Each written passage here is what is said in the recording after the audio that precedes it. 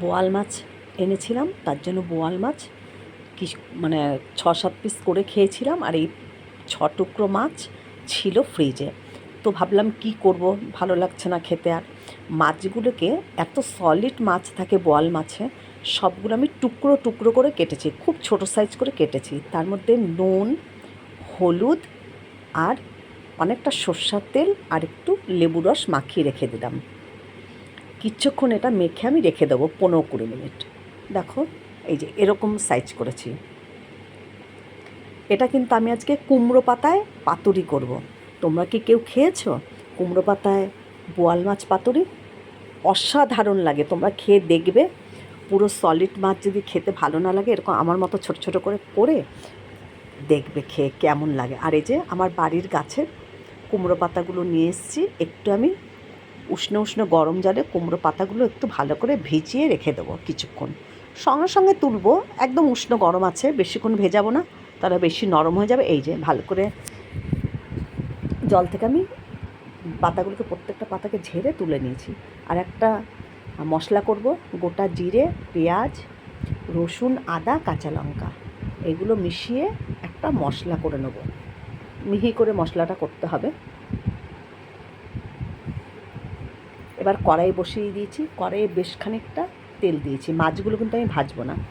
এই তেলের মধ্যে একটু সাদা জিরে ফোড়ন আর একটু শুকনো লঙ্কা সামান্য। এবার মশলাটা যে করে রেখেছি, ওই মশলার মধ্যে আমি কিছুটা হলুদ আর একটু নুন নিয়ে নেবো।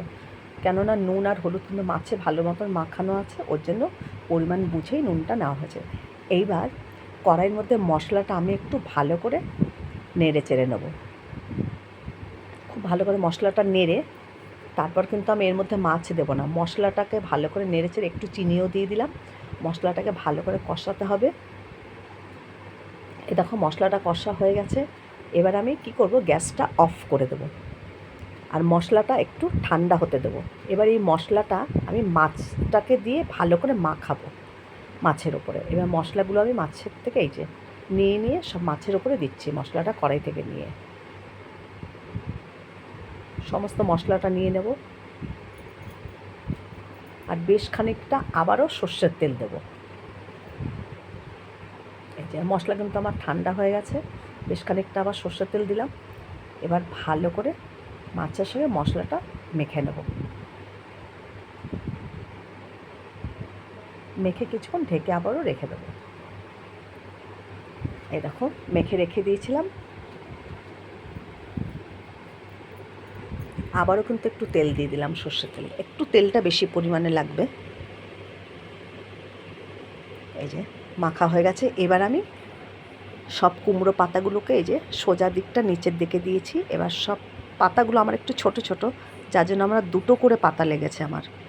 এবার প্রত্যেকটা পাতার উপরে 5-6 টুকরো, ছোট ছোট 5-6 টুকরো করে দিয়ে, এই যে এখানে 5-6 টুকরো দেওয়া আছে। আর মশলাটা ভালো করে মশলা মাখিয়ে রেখেছি।